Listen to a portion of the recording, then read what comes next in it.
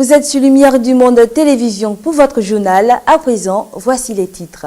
Centrafrique, face à la crise centrafricaine, Paris n'entend pas aider le régime du président Bozizé à repousser les rebelles du Seleka. Pakistan, Bilawal Bhutto, le fils unique de l'ancienne première ministre pakistanaise Benazir Bhutto, fait son entrée dans la politique. États-Unis, ce mercredi 27 décembre 2012, l'Amérique a perdu l'un de ses illustres fils en la personne du général Norman Schwarzkopf. Mesdames et messieurs, bonsoir. Commençons cette édition en Centrafrique où la France, ancienne puissance coloniale de la Centrafrique, a annoncé ce jeudi par la voix de son président François Hollande qu'elle ne comptait pas prendre parti pour un camp ou pour un autre et que la présence militaire française dans ce pays ne servirait qu'à la protection de ses ressortissants. Le président centrafricain François Bozizé ne peut pas compter sur la France pour repousser les rebelles du Seleka qui menacent son régime. L'ancienne puissance coloniale estime que le temps de la France-Afrique est révolu. Paris condamne la poursuite des hostilités de la part des mouvements rebelles. La France possède une importante base militaire dans ce pays. Si nous sommes présents, ce n'est pas pour protéger un régime, c'est pour protéger nos ressortissants et nos intérêts. Et en aucune façon pour intervenir dans des affaires intérieures d'un pays, en l'occurrence la Centrafrique. Ce temps-là est terminé. La coalition rebelle du Seleka a pris les armes le 10 décembre. En 2 semaines, elle s'est emparée de villes stratégiques s'approchant dangereusement de Bangui. Elle réclame le respect d'accords de paix conclus entre 2007 et 2011, auxquels le pouvoir ne s'est pas plié selon elle. Mercredi, des manifestants ont dénoncé une passivité de la France et jeté des pierres contre la mission française à Bangui. Les pays de la région ne semblaient pas non plus enclins hier à intervenir pour apporter leur soutien au président centrafricain. De leur côté, les États-Unis ont annoncé avoir fermé leur ambassade. Ce jeudi à Madrid, des centaines de salariés de la compagnie aérienne Iberia manifestaient pour défendre leurs emplois. Cette manifestation a pour cause le plan de restructuration qui prévoit la suppression de 4500 postes. Ce plan est au centre de négociations entre des syndicats et la direction d'Iberia qui a fusionné avec British Airways en 2011.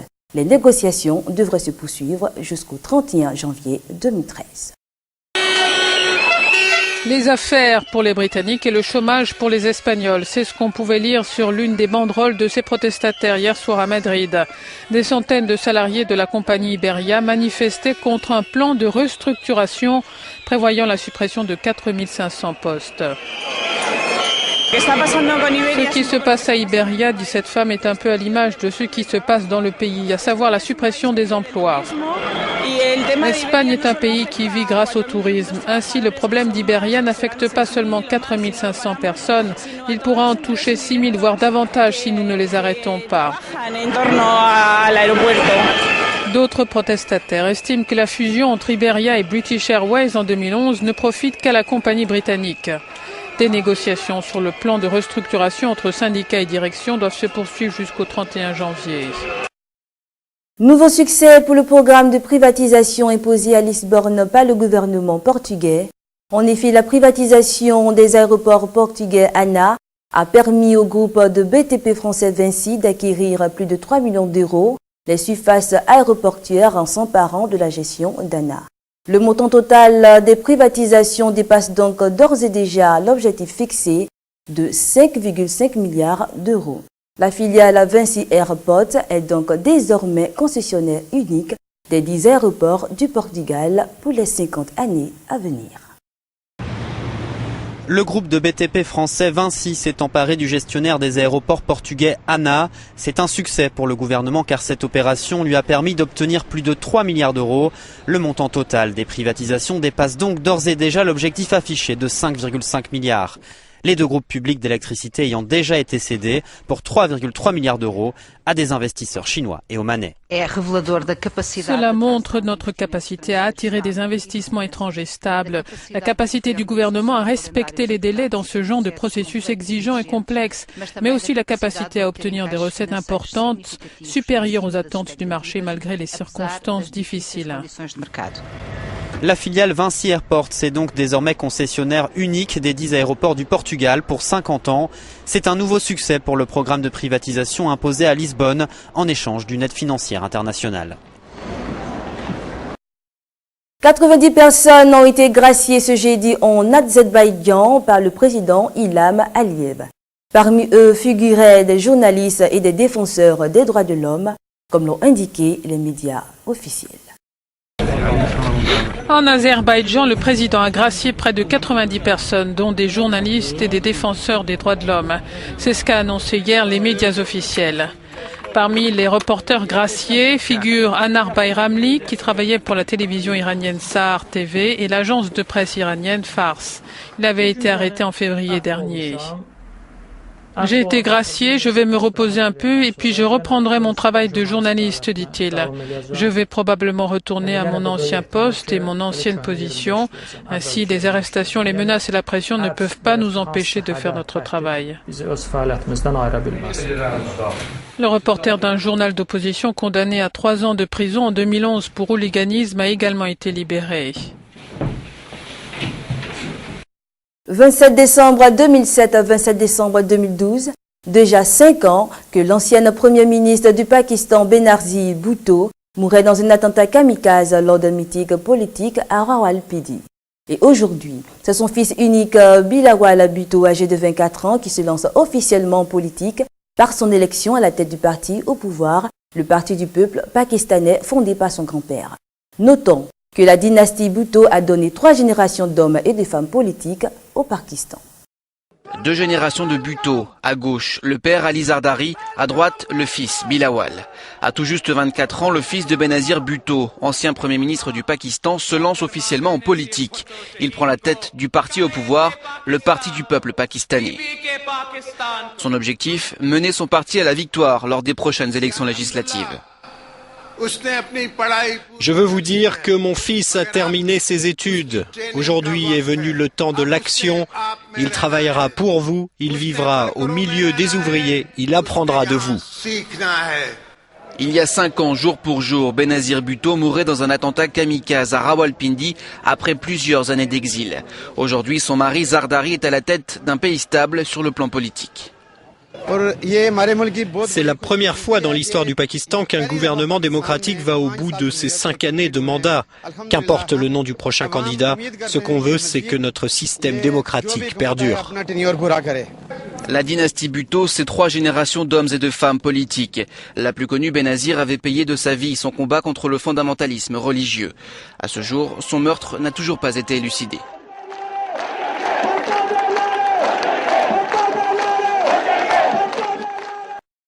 La fin de cette année est marquée par de nombreuses intempéries qui ne cessent de faire des dégâts et des pertes en vies humaines. En effet, au moins 12 personnes ont perdu la vie depuis le début de ce mois de décembre.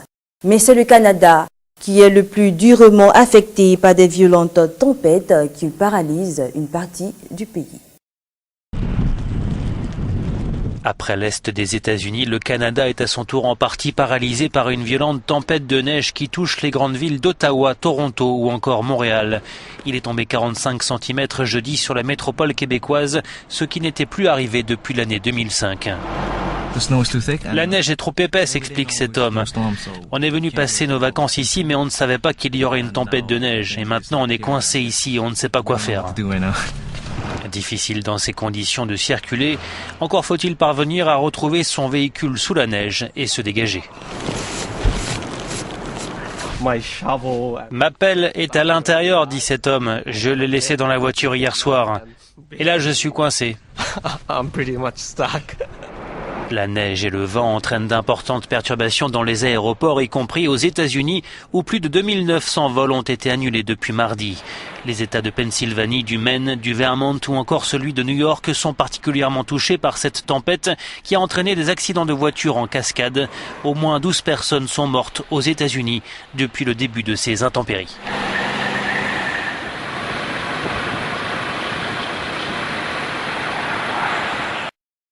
Aux États-Unis, le général Norman Schwarzkopf, général à 4 étoiles à la retraite depuis août 1991, est décédé à son domicile à Tampa ce mercredi à l'âge de 78 ans. Il est passé à la postérité à l'occasion d'opérations historiques telles que Bouclier du désert et Tempête du désert au début des années 90. Un patriote américain s'en est allé, selon les mots de Barack Obama. Le général Norman Schwarzkopf est mort ce mercredi en Floride à l'âge de 78 ans. Son principal fait d'armes, sa gestion des troupes américaines et alliées qui l'a mené à la victoire lors de la première guerre du Golfe en 1991. L'ancien président George Bush père, actuellement aux soins intensifs, dit pleurer la mort d'un des plus grands chefs militaires de sa génération. L'opération Tempête du désert n'avait duré que 6 semaines. Elle avait permis d'expulser les troupes de Saddam Hussein du Koweït et de les retrancher jusqu'à Bagdad, la capitale irakienne. Une stratégie payante qui reste l'une des meilleures réalisations de l'histoire militaire selon les spécialistes. Retraité de l'armée en 1991, Norman Schwarzkopf s'était reconverti dans l'analyse militaire.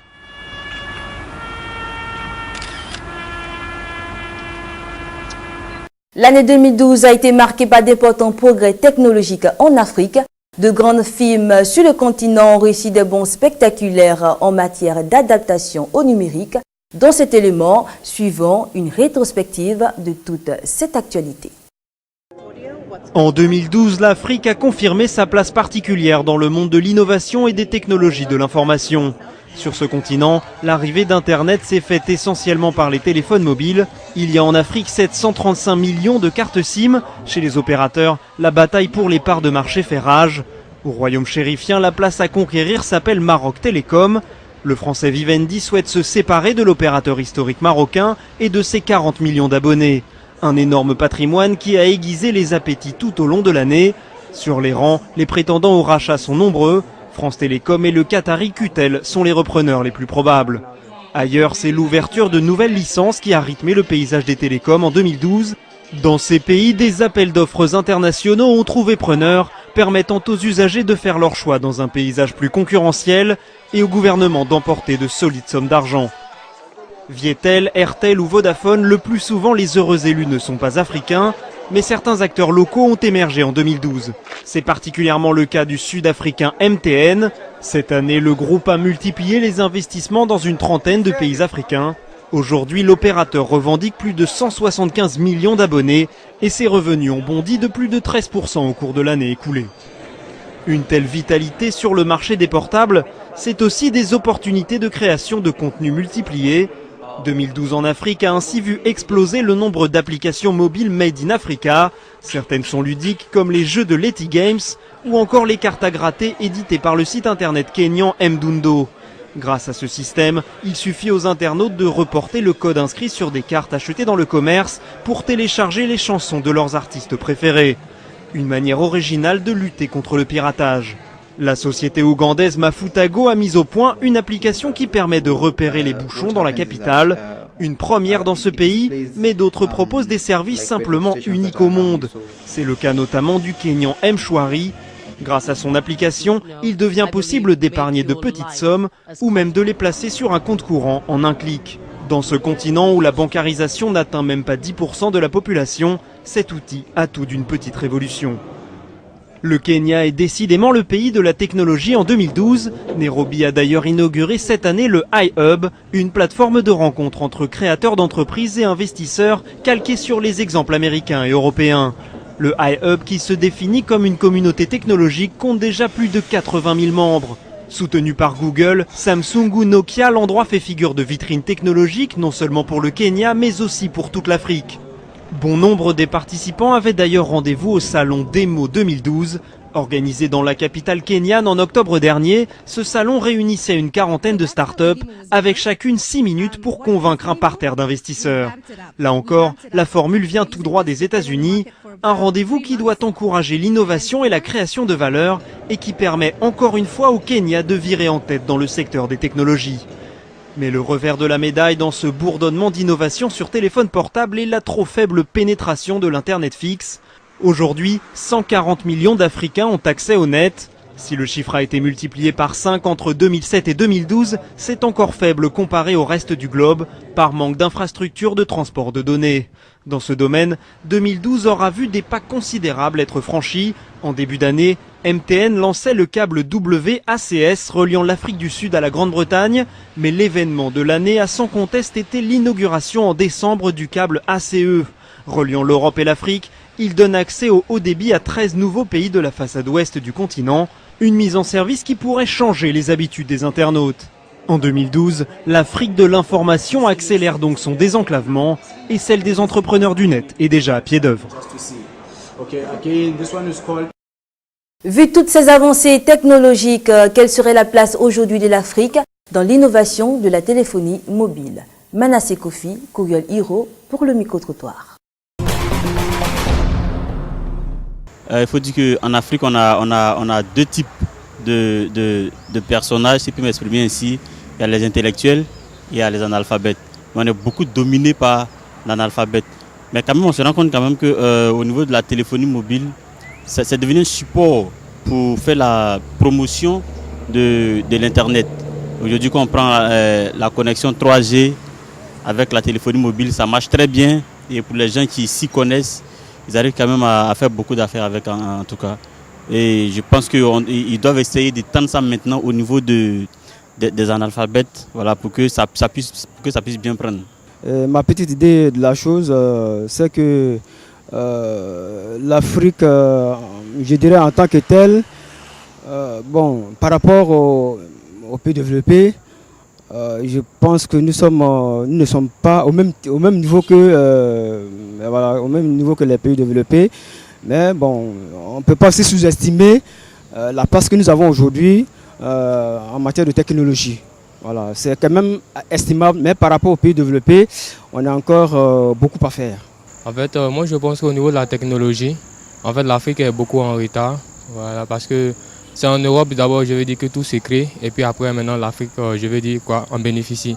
Mais lorsque l'Afrique en bénéficie, je veux dire, ce n'est pas dans sa totalité. Voilà, lorsque les nouveaux produits sortent en Afrique, on a ça en retard. Et je veux dire, les nouveaux produits en Europe sont utilisés. Et c'est lorsqu'ils sont utilisés qu'en Afrique, maintenant qu'on utilise ces produits-là. Par exemple, je reprends par exemple l'exemple du dernier Windows qui est sorti en Europe. Voilà, ça fait beaucoup d'effets là-bas. Mais ici, on n'a pas la possibilité d'avoir cela. C'est lorsque ça sera vieilli que nous, on va l'utiliser. Et quand on va l'utiliser, il y aura encore un nouveau. Donc on n'aura même pas le temps, je veux dire quoi, d'exploiter de façon convenable un système, oui, mais je veux dire une opportunité.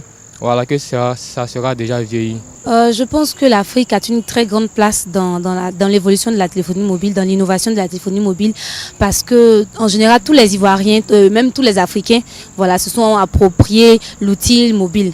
Voilà, les tablettes, il y a même un Congolais même qui fabrique les tablettes et tout ça. Donc je pense que l'Afrique a véritablement sa place dans l'innovation de la téléphonie mobile.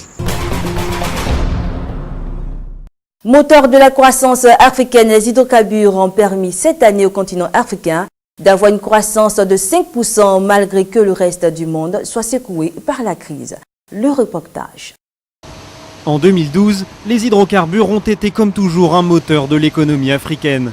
Si le continent africain table cette année sur une croissance de 5%, c'est en partie grâce aux hydrocarbures.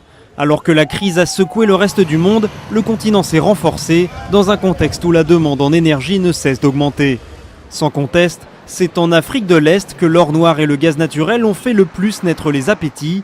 Cette zone traditionnellement délaissée par rapport au Maghreb et l'Afrique de l'Ouest car disposant de ressources naturelles peu accessibles est soudainement devenue un véritable Eldorado pour les majors pétrolières. Témoin de cette ruée vers l'or, le Kenya, en mars, la compagnie britannique Tullow Oil annonçait la découverte du premier gisement pétrolier dans ce pays.